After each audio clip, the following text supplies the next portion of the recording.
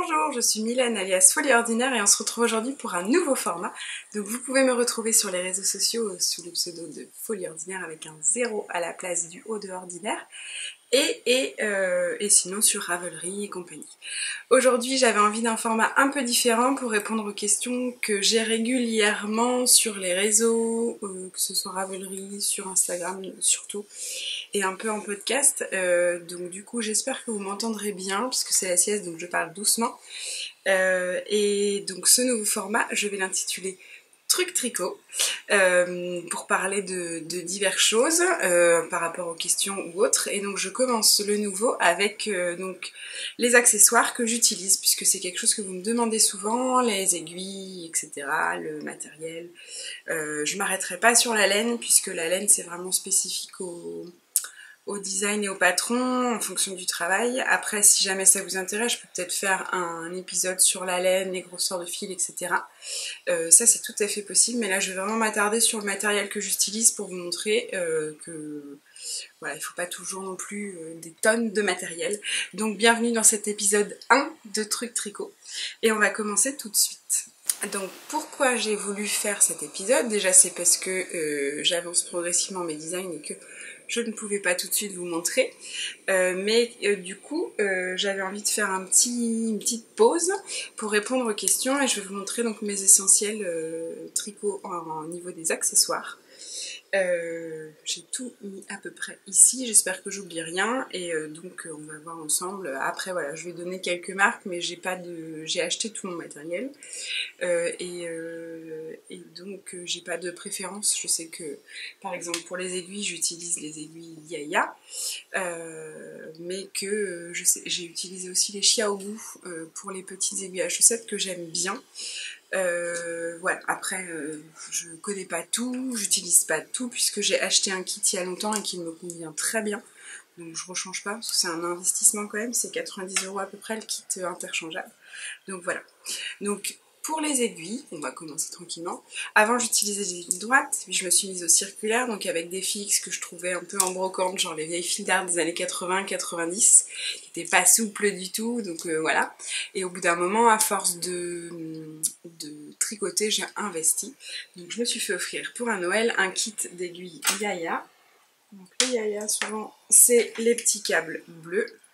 Hop, donc là je vous montre celui-là parce que c'était prêt, mais vous voyez, il est très souple. Quand je le détends, il n'y a pas de problème. J'ai jamais eu de problème. J'ai une aiguille seulement, là, récemment, qui a un petit peu cassé à la base. Mais comme ça fait 10 ans bientôt que je les ai, voilà, je trouve que pour l'utilisation que j'en fais, c'est pas mal. Donc ça, c'est le câble 150, donc il est très long. Je vous montrerai après les autres que j'ai. Et donc, pour ces aiguilles-là, hop, moi j'utilise le métal. Là c'est du 4 et donc on peut voir qu'elles sont interchangeables, je les dévisse, voilà, et je peux changer, etc. pour avoir la grosseur idéale. Et donc moi ce que j'aime bien celle-ci, c'est que c'est les charpes, donc elles sont un peu pointues. Donc moi avant je me trouvais beaucoup le doigt parce que j'appuyais comme ça pour pousser mes mailles, et maintenant plus du tout, hein. Je sais pas si je me suis endurcie, fait de la corne au bout du doigt, ou si je tricote légèrement différemment, je pique plus maintenant vraiment, je glisse plus sur le bord, donc j'ai plus de problème avec, mais effectivement ça peut être un souci, le côté très pointu de celle-ci. Voilà pour les aiguilles. Donc si je vous montre à peu près, j'en ai plusieurs. Hop. Donc celle que je vous disais qui était un peu abîmée, c'est celle-là en fait, c'est les 40 cm et j'ai une jonction en fait ici, non ça doit être de l'autre côté, là, bon, ça va pas vous donner grand chose, mais en fait ici la jonction là, elle a commencé à casser et du coup elle croche. Hop, est-ce qu'on voit si je fais ça? Non, on voit rien du tout. Si on voit un tout petit peu, il y a un petit bout qui dépasse là. Donc voilà, donc ça croche. Donc quand je le mets dans un sens pour tricoter les manches, ça va, ça glisse. Et si je me trompe de sens, ça croche chaque maille. Donc il faut vraiment que j'investisse dans les 40 très prochainement pour être tranquille. Donc j'ai les 40. Et après dans le kit, il y avait 60. Mais là elles sont occupées. Et du coup j'ai les 80. Donc ils sont en vert parce que je dois en avoir 2 les 80. Les bleus sont donc sur un autre projet et j'ai les 100. Donc j'ai 40, 60, 80, 100 et 150. Le 150 c'est vraiment pour les finitions, soit les très grands tours pour les boxy, soit les finitions d'encolure. Pour relever toutes les mailles d'encolure du haut vers le bas et pouvoir finir sur un cardigan par exemple. Au niveau des tailles d'aiguilles, j'ai du 2,75. Alors je peux vous montrer dans ma pochette. Hop. J'ai du 2,75, alors comme vous voyez, il y en a plein qui sont ailleurs, parce qu'en fait, maintenant je suis mono en cours, donc j'en fais qu'un à la fois, mais du coup j'ai des vieux trucs qui sont toujours sur les aiguilles, sont sur les projets, qu'il faudrait soit que je finisse, soit que je démonte, pour récupérer mon kit en entier. Voilà, et dans le kit ça va jusqu'au 5, et moi j'ai investi aussi dans les très grosses, alors celle-ci ça va être le 6, et donc quand on achète les 6, par contre au-delà du 5 il faut acheter des connecteurs pour rajouter sur les câbles qu'on a déjà, et ça marche très très bien. Voilà, donc ça c'est pour les aiguilles. Comme je vous dis, j'ai déjà testé les Xiaowu mais en petites qui sont vraiment très bien aussi. J'aime bien la maniabilité qu'elles ont, la façon dont on les tient. Et là je vous ai pas montré, mais du coup j'ai ce petit set là qui est très pratique, que j'avais eu chez Lily Come To, qui sont des aiguilles à torsade. Je les utilise tout le temps parce que j'adore. En fait on glisse les mailles et au lieu de les laisser en attente sur une aiguille droite qui tombe ou autre, en fait on laisse les mailles comme ça qui pendouillent et après on reprend en glissant de l'autre côté. Voilà, ça c'est un investissement de très bonne qualité que je trouve très très pratique. Voilà. Donc ça c'était pour les aiguilles. La laine, j'ai dit que je n'en parlerai pas, mais du coup je vais passer à la suite en lien avec les aiguilles, tout ce qui est pour les arrêts de mailles. Alors souvent, je recommande pas forcément d'acheter. Moi je mets simplement sur des fils de reste. Voilà. J'ai pas de... Vous savez les Scooby-Doo, là, le truc à la mode de petite nid, ça j'en ai pas. J'en ai pas acheté, c'est sûrement très pratique, mais voilà. Je suis fidèle à mon fil de reste et à mon aiguille à laine. Et sinon, pour les petites choses, genre quand je fais des montages drop shoulder, donc avec les manches tombantes, on fait le dos et après on relève les épaules. Et pour relever les épaules, du coup, je laisse en attente parfois avec ce genre de choses que vous ne voyez pas. Hop, donc celui-là il est doré, je l'aimais bien, il vient de chez So String Green, les sœurs Green, So String Green. C'est un set de 3, c'est pas très cher, et voilà, il y en a un tout petit, un très gros, et celui-là c'est moyen, celui que j'utilise le plus. Donc voilà, ça c'est pour arrêter les mailles. Si on continue dans le matériel, je vais avoir l'indispensable, ça va être les anneaux marqueurs.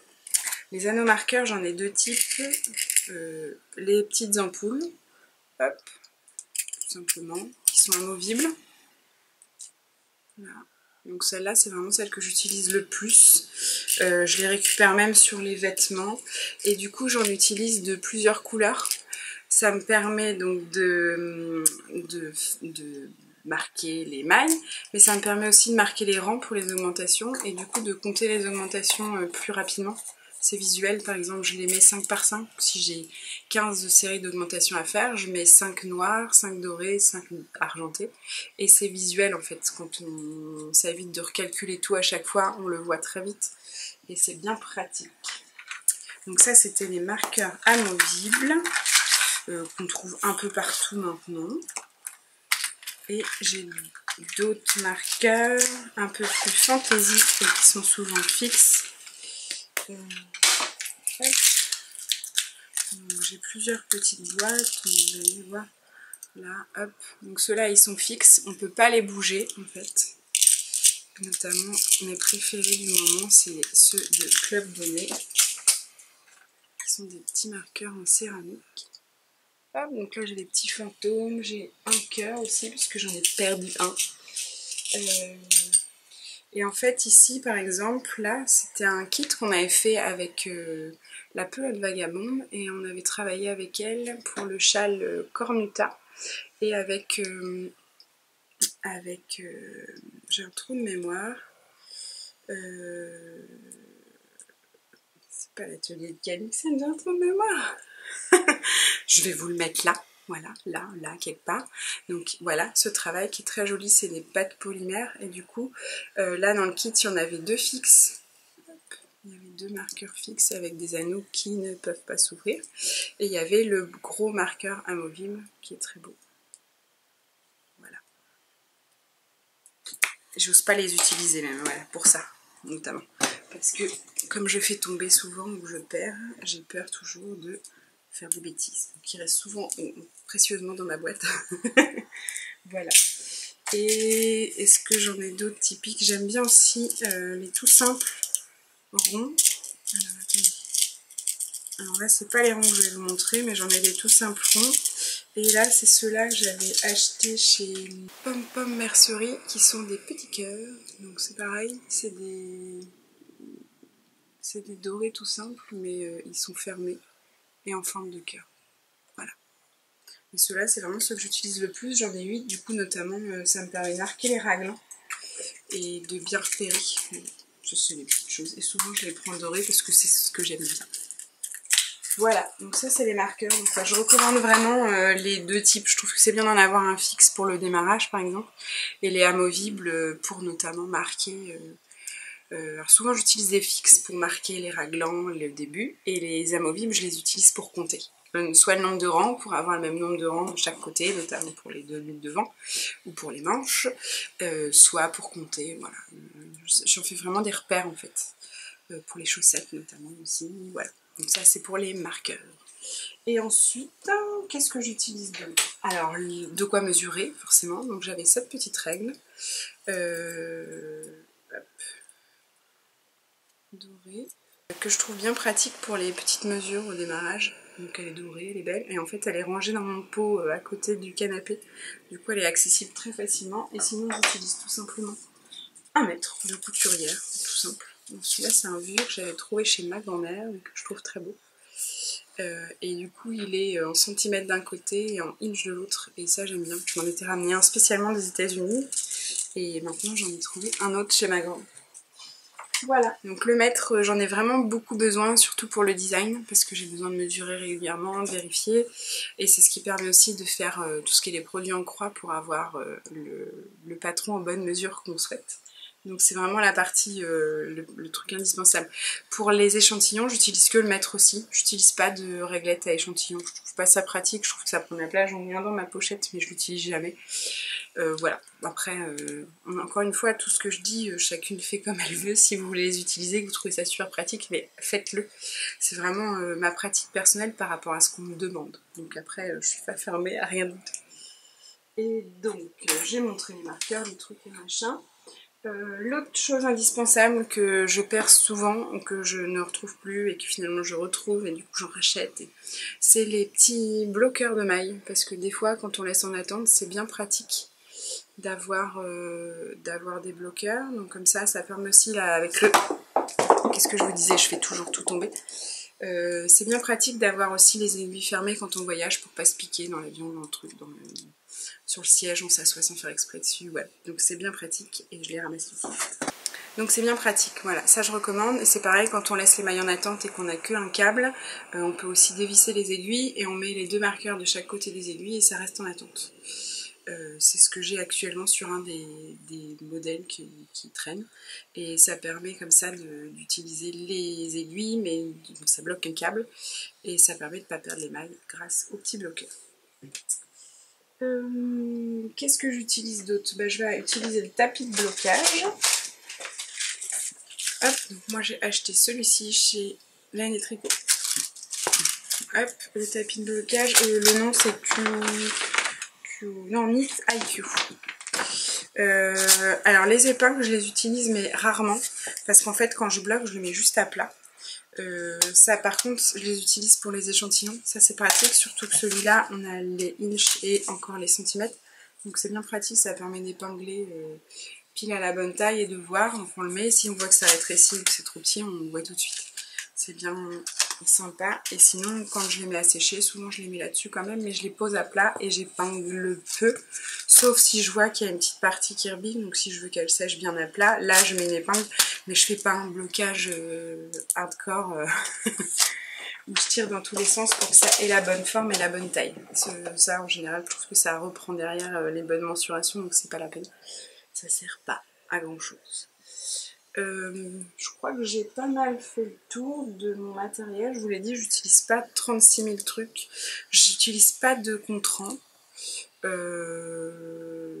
Quand j'ai besoin, je vous dis, avant je faisais des bâtons sur mes cahiers. Mais maintenant je ne fais plus de bâtons puisque je mets mes anneaux marqueurs amovibles. En parlant de cahiers, ça ce sont les 2 cahiers de design.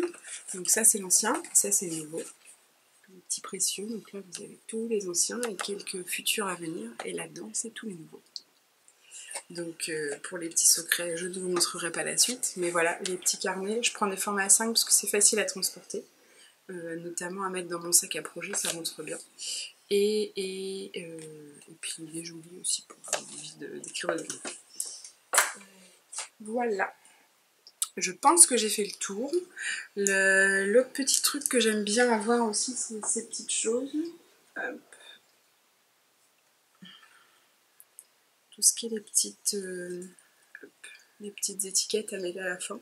Je pense pas toujours en mettre, donc celle-ci elle vient de la petite maison couture, Bonjour Beauté, elle est très connue. Ça peut être les étiquettes pour la couture, mais du coup pour le tricot aussi. Et il y a des très belles étiquettes à tricot aussi, pour celles qui font, dans les marques qui font du tricot. Atelier Émilie en vend des très jolies. Yarn by Simone aussi. D'ailleurs la prochaine que je vais coudre c'est une Yarn by Simone. Et voilà, c'est le petit truc pour pimper. Et sinon, je crois que j'ai déjà fait le tour. Voilà, de mes trucs tricot. Donc, j'espère que ça vous a plu.